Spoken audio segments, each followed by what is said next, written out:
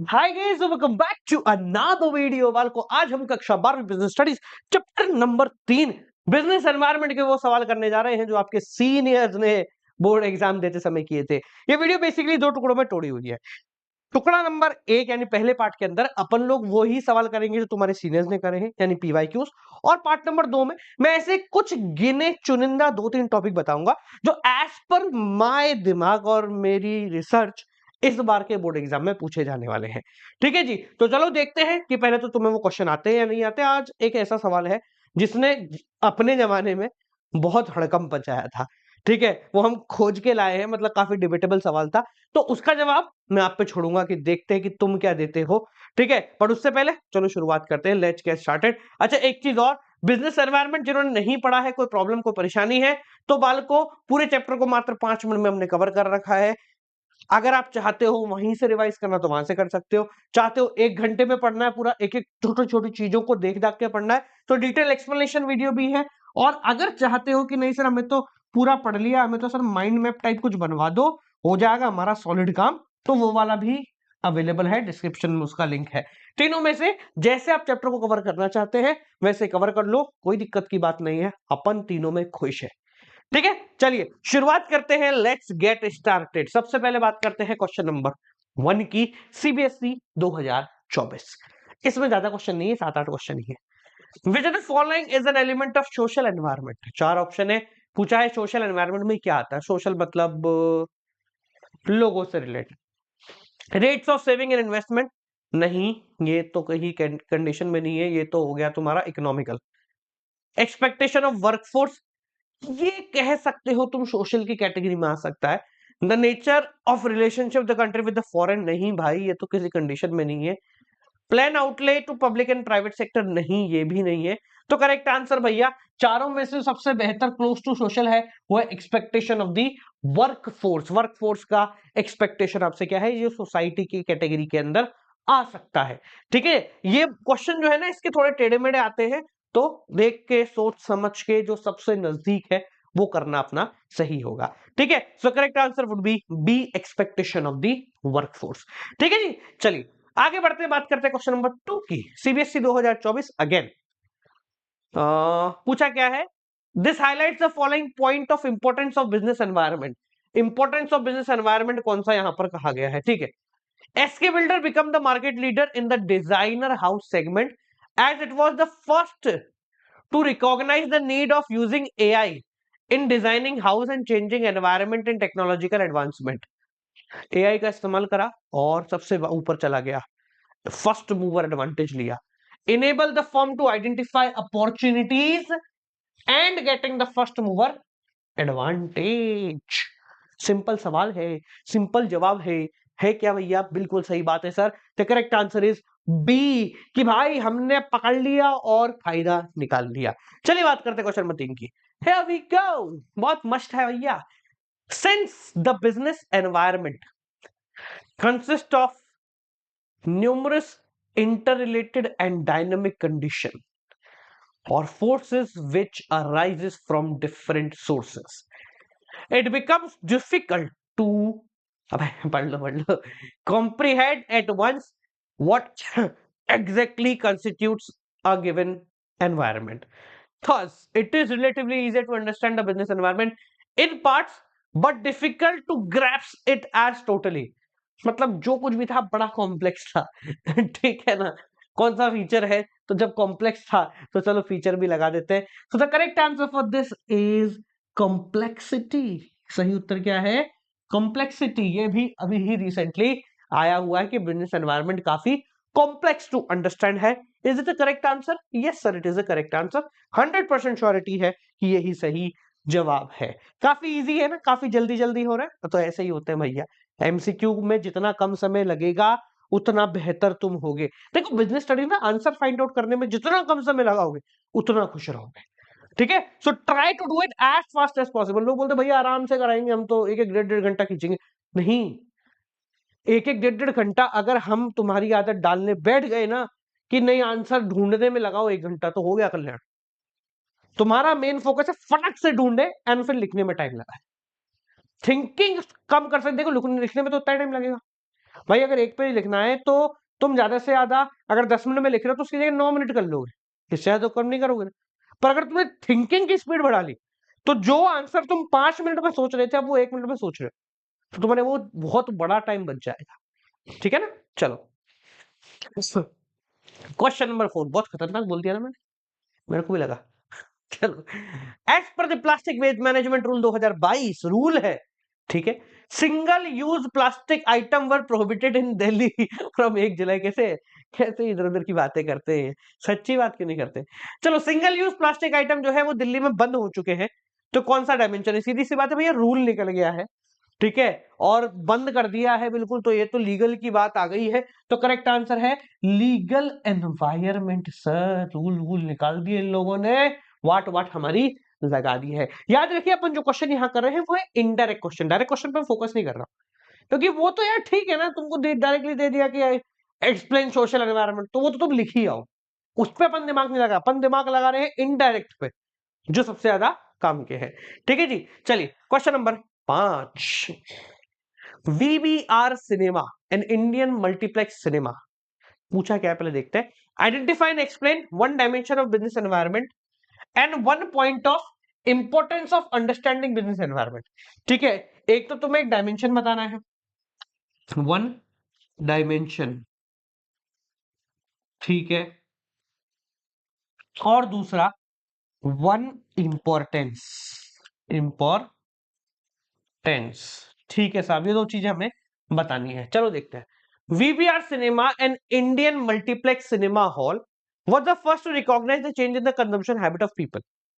It changed the food menu from burger, pizza, soft drink and switched over to the healthy option like salad and smoothie, soups, anjeer based sweets. Within a month, the revenue of the multiplex from sale of food item has been doubled. VBR Cinema was continuously monitoring the environment and adopting the suitable practice. तो देखो यार, ठीक है ना, ठीक है, बस ये तो ठीक है, इतना ही है। तो सबसे पहली चीज जो है वो यहाँ पर जो डायमेंशन की बात की गई वो सोशल होगा, क्योंकि लोगों के टेस्ट एंड प्रेफरेंस में चेंज आ रहा है। इंपॉर्टेंस की बात करें तो भैया इंक्रीजेस परफॉर्मेंस लिख सकते हो तुम यहां पर, इंक्रीजेस परफॉर्मेंस, ठीक है, या taking first mover advantage, taking first mover advantage, ठीक है, ये दोनों हो सकते हैं होने, ठीक है ना। चलो देखते हैं इन्होंने क्या जो है करा है। The correct answer would B, ठीक है, तो इन्होंने सोशल एनवायरनमेंट लिया है और इंप्रूविंग परफॉर्मेंस लिया है, ठीक है, फर्स्ट मूवर एडवांटेज नहीं यहां पर एड ऑन किया, कोई दिक्कत नहीं, दोनों में से कुछ भी लिखते हैं आपका आंसर सही होगा, आंसर कोई भी गलत नहीं करेगा। समझ गए, सिंपल है। अब दिखाएं तुम्हें वो क्वेश्चन, ले भाई क्वेश्चन, ये वो सवाल है जो सन CBSE 2016 में पूछा गया था सर, वही समय क्या बिल्कुल, मोदी जी आए थे ना उससे कुछ महीने पहले, नोटबंदी करना आया था कुछ महीने पहले पूछा गया था ये सवाल। ठीक है, अब ये सवाल को हमने क्यों पिकअप किया सर, पुराना सवाल है, पुराने चावल है, कभी कभी पेट दर्द कर जाते हैं। ठीक है, तो इस सवाल को देखो जरा और तुम मुझे बताओ कि इसका जवाब क्या होना चाहिए as per your priorities. Ascent Electronic Limited was operated its business in Malaysia. The company started exporting the product to India when the Prime Minister announced relaxation from import duties on electronic item. The company appointed retailers in India who have the direct online links with the supplier to replenish stock when needed. Identify and explain the business environment discussed in the above case.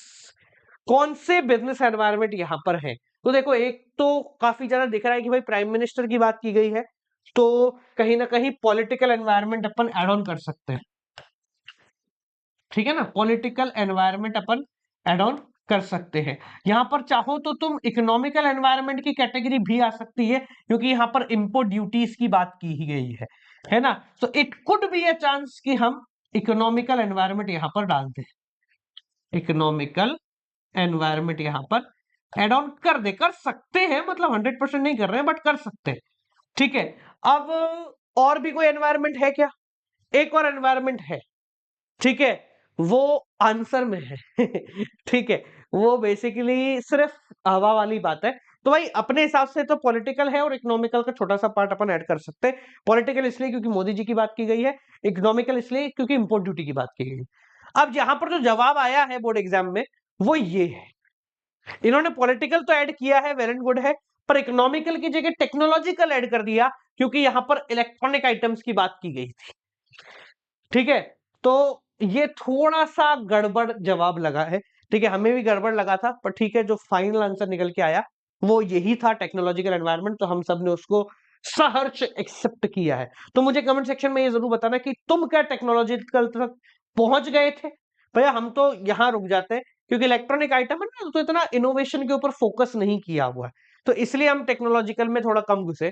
But तुम मुझे बताना कि क्या तुम ये दोनों निकाल पाए थे या नहीं निकाल पाए थे। ठीक है जी, चलिए अगला सवाल। Identify and state the feature of the concept discuss. अच्छा, कॉन्सेप्ट बताना है, तो क्या होगा कॉन्सेप्ट? बिजनेस एनवायरनमेंट में कौन सा कॉन्सेप्ट है? एनवायरमेंटल स्कैनिंग होगा, और तो क्या होगा? Also state any four importance of this concept. आपको 4 इंपॉर्टेंस बतानी है उस पर्टिकुलर कॉन्सेप्ट के। तो देखो मेरे तरफ से तो इसका जवाब जो है ना वही होने वाला है, एनवायरमेंटल स्कैनिंग, क्योंकि सीधी सी बात है, और तो कोई कॉन्सेप्ट अपने दिखता नहीं है इस पर्टिकुलर चैप्टर में। ठीक है, तो चलो देखते हैं। कोनार्क लिमिटेड का क्वेश्चन है, तो रीड करो। Konark limited, it is an electronic good manufacturing enterprise situated in Shivpuri. ओहो, मध्य प्रदेश, क्या बात है, मध्य प्रदेश में है, कोई बुरा ना माने, मध्य प्रदेश को मैंने कुछ नहीं बोला है। ठीक है जी, हाँ आगे बढ़ते हैं। It is earning a very low in revenue in comparison to the competing electronic good manufacturing enterprise Nova limited situated in Mumbai. तो एक ही बात है यार, both Konark and Nova operated and affected by the investors, customer, competitors and supplier. देखो यहां पर है ना, मुझे एक ऑप्शन मिल रहा है, यहां पर मुझे एक कॉन्सेप्ट दिख रहा है, तुम लोगों को दिख रहा है क्या मुझे बताओ? मेरे को यहां पर दिख रहा है, ठीक है ना? क्या दिख रहा है सर? देखो मैं समझाता हूं, इन्वेस्टर है, कस्टमर है, कॉम्पिटिटर है, सप्लायर है, तो यहां पर हमें दिख रहा है बिजनेस एनवायरनमेंट का एक feature, general and specific forces that control business environment, या business environment consist of specific and general forces. ये यहां पर दिख रहा है, इतना ज्यादा डिटेल में इन्होंने इसको दिया हुआ है। ठीक है, आगे पढ़ते हैं। In addition to this individual firm on the field are affected indirectly by factor. देखो वो स्पेसिफिक और जनरल का जनरल फोर्सेस आ गया, ठीक है ना? और क्या है, बस खत्म हो गया क्वेश्चन। तो यहां पर जो बात की गई है वो तुम्हारे स्पेसिफिक एंड जनरल फोर्सेस की बात की गई, यानी बिजनेस एनवायरनमेंट की यहां पर बात की गई है। उसमें भी जिस पॉइंट की बात की गई है वो है स्पेसिफिक एंड जनरल फोर्सेस। इसके अलावा तुम्हें 4 इंपॉर्टेंस बताने हैं बिजनेस एनवायरनमेंट के, वो तो तुम अपनी इच्छा से भी लिख सकते हो, क्योंकि इसके अंदर कुछ नहीं है। ठीक है, कि है फर्स्ट मूवर एडवांटेज, अपॉर्चुनिटी, और क्या कहते हैं, फर्स्ट मोड तो हो गया, थ्रेट्स एंड वार्निंग सिग्नल हो गया, हेल्प्स इन टैपिंग रिसोर्सेज हो गया, इंप्रूविंग परफॉर्मेंस हो गया, और भी 2-4 अपनी इच्छा से जो लिखना चाहो लिख सकते हो। ठीक है, सो करेक्ट आंसर जो था इसका बोर्ड में वो ये था, स्पेसिफिक एंड जनरल फोर्सेस, कि बिजनेस एनवायरनमेंट में दोनों होते हैं, स्पेसिफिक भी होते हैं और जनरल भी होते हैं।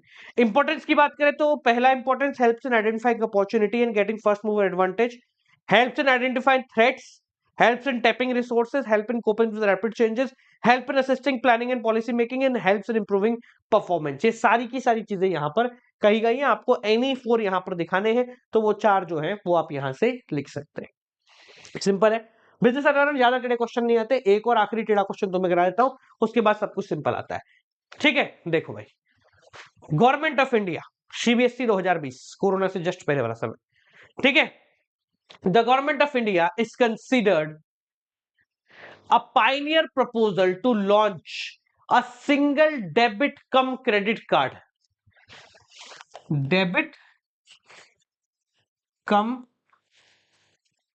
credit कार्ड, ठीक है जी, डेबिट कम क्रेडिट कार्ड। ये भाई 2020 का सैंपल होगा ये। कहाँ है debit cum credit card? To increase the ease and uses for the customer. ठीक है, this card, which will be called as national mobility card, will have the unique advantage for making payment in metro, buses, parking, and making transaction during the visit abroad. After hearing this news, Mega Bank decided to launch Mega Mobility Card on a similar line so that they could be the first to exploit the opportunity. First mover advantage. First mover advantage, ठीक है, क्या वही बता रहा ना आपको, explain 2 points of importance arising due to increasing trend of digitalisation in order to provide improve the, ठीक है, ये हो गया परफॉर्मेंस इंप्रूविंग इंप्रूव परफॉर्मेंस, ठीक है। एक और लिख सकते हो इसके अंदर, मेरे को दिख रहा है, they laid down the plan to hire more people, helps in policy making, helps in policy making, ये भी आ गया यहाँ पर, ठीक है, ये हो सकता है, ठीक है, ठीक है, train sales force will launch, ठीक है, तो सही है, सिंपल ही है, ठीक है। तो ये 3 चीजें हमें यहाँ पर दिख रही है, first mover advantage, improving performance, helps in policy making. Let's check it out कि क्या था आंसर। सो करेक्ट आंसर है इट हेल्प्स इन, थ्रेट कहां पे था, इंप्रूव एग्जिस्टिंग कार्ड फैसिलिटी का लिखा हुआ था क्या है कहीं, हाँ मुझसे मिस हुआ क्या है, इंप्रूविंग कहाँ लिखा हुआ है यार, the card will be called will unique amount to making payment, the bank launch, कहाँ है यार, कहाँ लिखा हुआ ठीक है, ये तो कहीं दिख ही नहीं हमको, फिर कहाँ से दिया इसने आंसर में, नहीं है, हाँ, तो ये नहीं है भाई, ये गलत दे रखा है आपने, कैसे दे रखा भाई, सीबीएसई वालों तुम्हारी वेबसाइट दब गई क्या, खत्म हो गई तुम्हारी वेबसाइट, ठीक है। एक्सप्लॉइटिंग अपॉर्चुनिटी ठीक है, इंप्रूविंग परफॉर्मेंस ठीक है, ट्रेन फोर्स ठीक है, एग्जिस्टिंग प्लान पॉलिसी मेकिंग, पर बाकी तीनों परफेक्ट है, ठीक है। बस ये चीज ऊपर नहीं दिख रही है, कहाँ नहीं दिख रही है, इंप्रूव एग्जिस्टिंग कार्ड फैसिलिटी, देखूं क्या एक बार, दिख रहा है क्या तुमको, national will have the unique, ठीक है, नहीं यार, एग्जिस्टिंग कार्ड फैसिलिटी की तो बात की गई ना, कहाँ की गई है, ठीक है, मतलब रैंडमली इन्होंने बोल दिया, ठीक है, चलो कोई दिक्कत नहीं है। तो ये हो गया भैया बिजनेस स्टडीज, आपका बिजनेस स्टडीज चैप्टर नंबर 3 आपका पूरी तरीके से यहाँ पर समाप्त, जितने भी टेढ़े क्वेश्चन आते हैं वो सब यहाँ पर करा दिए। अब बात करते हैं उन टॉपिक्स की जो एज पर माय नॉलेज आपके इस बार के बोर्ड एग्जाम में आने वाले हैं, ठीक है। तो भैया ये चैप्टर है तो खैर बहुत छोटा ही, तो इसमें ज्यादा कुछ नहीं है, तो रैंडमाइज चीजें इसके अंदर आपको देखने को मिलेंगी। कौन कौन सी 3 चीजें हैं, इंपॉर्टेंस ऑफ बिजनेस एनवायरनमेंट 2 चीजें, and dimension of business environment, यानी कि इस चैप्टर में है ही 3-4 टॉपिक, तो बस ये 2 टॉपिक तुमको पढ़ के जाना है। इंपॉर्टेंस से क्वेश्चन बन सकता है या डायमेंशन से क्वेश्चन बन सकता है, ठीक है, बाकी तो कुछ है ही नहीं ज्यादा चैप्टर में, ठीक है जी। तो ये हो गया आपका बिजनेस स्टडीज का चैप्टर नंबर 3 खत्म। कोई दिक्कत को परेशानी हो तो कमेंट सेक्शन में बता देना। आप मिलते हैं प्लानिंग के PYQs के साथ, तब तक के लिए नमस्कार।